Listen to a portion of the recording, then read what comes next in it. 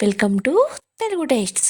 మీ అందరికీ అదిరిపోయే ఒక్క 1 ఇయర్ పాటు స్టోర్ చేసుకునే అల్లం పచ్చడి అన్ని పక్కా కొలతలతో అస్సలు మాకు వంట రాదు అన్న వాళ్ళు కూడా ఈజీగా చేసుకునే వేలో మనమైతే ఇప్పుడు అల్లం పికిల్ అయితే చేసుకుందాం అనమాట. మీరు ఒక్కసారి మన వీడియోని స్కిప్ చేయకుండా పూర్తిగా చూసారంటే ఈ అల్లం పచ్చడి మీరు మీ చేతితో సొంతంగా ఇంట్లోనే చేసేసుకోవచ్చు అనమాట. ఎన్నెన్నో పెట్టి బయట కొనుక్కునే కన్నా మన ఇంట్లో మన చేతులతో తిన్నది మన చేతులతో చేసుకొని మనం తింటే చాలా హాయిగా ఉంటది. అలాగే చాలా హ్యాపీగా కూడా ఉంటది. మనం కూడా చేసేసుకుంటున్నాము అని కొత్తగా వంట నేర్చుకునే వాళ్ళు కూడా ఈజీగా చేసుకునే విధంగా మనమైతే ఇప్పుడైతే అల్లం పచ్చడి రెడీ చేసుకుందాం. నేనిప్పుడు పావు కేజీ అల్లం అయితే తీసుకున్నాననమాట. ఈ పావు కేజీ అల్లానికి పావు కేజీ చింతపండు సమంగా తీసుకోవాలండి. ఎందుకంటే అల్లం అనేది వగరగా ఉంటది కదా! దాన్ని ఇలా చింతపండు పులుపు అయితే తీసుకున్నాం. మనం పులిహోరకి తీసుకుంటాం చూడండి, అలా తీసుకున్నాం. తర్వాత ఈ అల్లాన్ని నీట్‌గా వాష్ చేసుకొని, పైన తొక్కంతా చెక్కేసుకొని, ఇలా చిన్న చిన్న ముక్కలుగా కట్ చేసుకొని, ఈ అల్లాన్నయితే కొంచెం ఆయిల్ ఏసుకొని వేయించుకుంటున్నాను. ఇది వేగుతున్నప్పుడు మరొక పక్క ఇలా చింతపండు పులుపైతే గుజ్జు తీసుకొని పెట్టుకున్నాను కదా!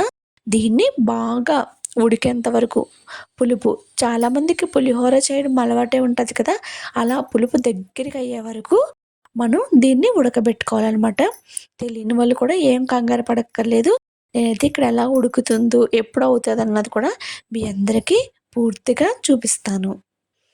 ఇదిగో చూడండి, ఇలా దగ్గర పడుతుంది కదా! ఇలా దగ్గర పడి వాటర్ ఉడికిపోయిన తర్వాత మనకిలా దగ్గర పడిన తర్వాత పక్కన తీసుకోవాలి. ఇప్పుడు ఇందులోకే మనం పావు కేజీ అల్లానికి మరొక పావు కేజీ బెల్లం అయితే తీసుకొని, బెల్లం కూడా పాకం వచ్చేంత వరకు బాగా కరగనివ్వాలి. ఇలా మీకు నల్ల బెల్లం అనేది దొరుకుతది. ఇది తీసుకోవడం వల్ల ఏమవుద్దంటే మనకి టేస్ట్ ఉంటది. ప్లస్ కలర్ కూడా మంచిగా కనిపిస్తదనమాట. మీరు ఇలాంటి బెల్లం అయితే తీసుకోండి. మాకైతే ఇక్కడ ఆర్గానిక్ బెల్లం దొరుకుతదండి. అందుకైతే నేను ఇది ఆర్గానిక్ బెల్లం తీసుకున్నాననమాట.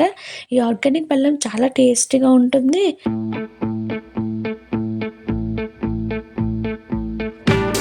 కరిగించుకోవాలి. ఏ బెల్లమైనా కరిగేంత వరకు బాగా కొంచెం లైట్‌గా పాకం వచ్చేంత వరకు ఇలా మరుగుతూనే ఉండాలి.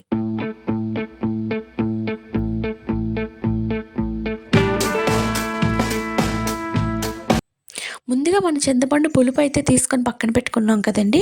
అది ఉడికించింది కూడా పూర్తిగా చల్లారేంత వరకు అది పక్కన పెట్టేసుకోవాలి. వేడిగా ఉన్నప్పుడు ఏయకూడదండి. చింతపండు పులుపు ఇవన్నీ పికిల్‌లోకి మనకు వేడిగా ఉన్నప్పుడైతే ఏయకూడదు. ఇలా బాగా చల్లారనివ్వాలి. ఇదిగోండి, ఇలా దగ్గరికి అయిపోయి వాటర్ అంతా పోయి ఇలా బుడగలొస్తుంది కదా! అంటే పూర్తిగా బెల్లమంతా డిజాల్వ్ అయిపోవాలి. అలా అయిపోయేంత వరకు బాగా బెల్లాన్నయితే ఉడకనివ్వాలనమాట. మనం అలా పాకం అంటే తీగ పాకం వచ్చేలా అలా కాకుండా కొంచెం లైట్ గులాబ్ జామ్ పాకం వచ్చేంత వరకు బాగా పాకం రానివ్వాలి.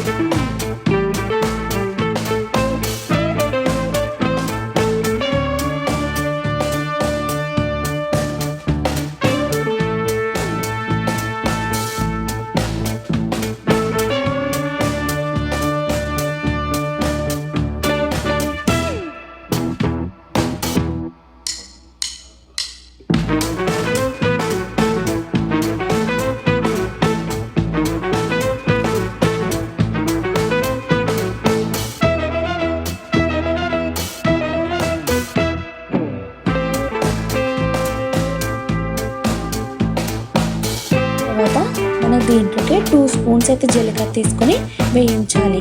ఈ 2 స్పూన్స్ జీలకర్ర, ఆవాలు, మెంతులు, 1 స్పూన్ ఆవాలు, 1 స్పూన్ మెంతులు అయితే వేయించుకోవాలి.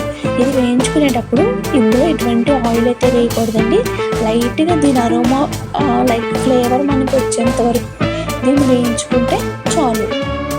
ఇలా వేయించుకొని ఇది కూడా పక్కకు తీసుకొని చల్లారనివ్వాలి.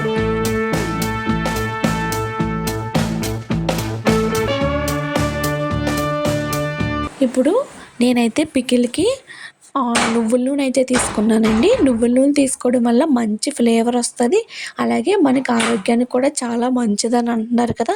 మొకాళ్ళ నొప్పులకి, కాళ్ళ నొప్పులకి, ఒళ్ళు నొప్పులకి మనకి నువ్వుల నూనె కూడా చాలా బాగుంటుందని చెప్తారు కదా. దానికైనా మనకి ఫ్లేవర్కైనా మనకి నువ్వుల నూనె అయితే చాలా బెస్ట్ అనమాట. పల్లీల నూనె అయినా నువ్వుల నూనె అయినా పికిల్కి చాలా బాగుంటుంది. నేనైతే ఇక్కడ నువ్వుల నూనె తీసుకున్నానండి. నువ్వుల నూనె బాగా మరగనిచ్చాను. ఎందుకంటే బాగా మరగకపోతే నువ్వుల నూనె అనేది నురగలా వచ్చేస్తుంది అనమాట. మనకి టేస్ట్ కూడా పోతుంది, అదొక స్మెల్ వచ్చేస్తుంది. అందుకు నువ్వుల నూనె అయితే బాగా మరగనివ్వాలి. ఇది చూడండి, ఇలా మరుగుతుంది కదా, పొగలు వస్తున్నాయి కదా. ఇలా పొగలు వచ్చే వరకు బాగా మరగనిచ్చాలి. దీంట్లోకే ఇప్పుడు మనకి పోపుకి సరిపడినంత ఒక 3 ఎండుమిరపకాయలు ముక్కలు చేసుకొని వేసుకోవాలి. అలాగే ఒక పెద్ద సైజు వెల్లుల్లిపాయ, ఇంకా ఇందులోకే మనం పోపులు కూడా వేసేసుకోవాలి. జీలకర్ర, ఆవాలు, శనగపప్పు ఇవన్నీ పోపులు కూడా ఇందులోనే వేసుకొని నూనెంతా కాసేపు వేయించుకొని దీన్ని కూడా పక్కన పెట్టుకోవాలి.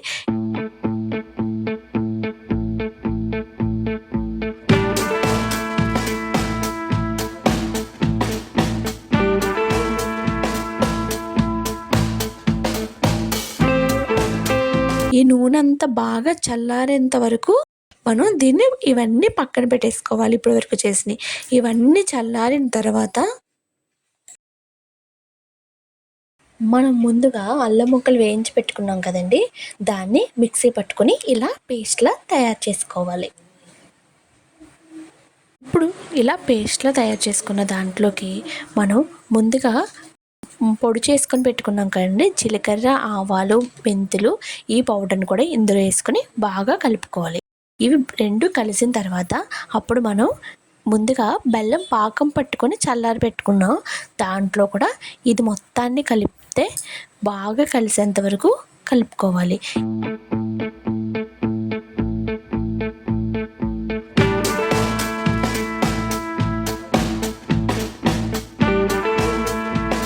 ఇది కలుపుకుంటూ ఇందులోకి మనకు వగరకు సరిపడా కొంచెం చింతపండు పులుపు యాడ్ చేసుకుంటూ ఉంటే మనకి అల్లం పచ్చడి ఆల్మోస్ట్ రెడీ అయిపోయిందండి. ఇవన్నీ బాగా కలిసిన తర్వాత మనం సరిపడినంత కారం కూడా యాడ్ చేసుకోవాలి. నేను ఇక్కడ 1/2 కప్ అయితే యాడ్ చేసుకున్నాను.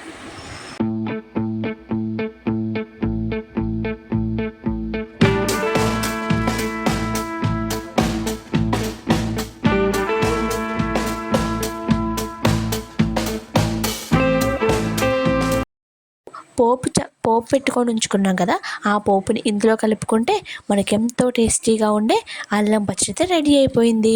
ఈ వీడియో మీకు నచ్చినట్టయితే లైక్ చేయండి. మరిన్ని వీడియోల కోసం మన ఛానల్ని సబ్స్క్రైబ్ చేయండి.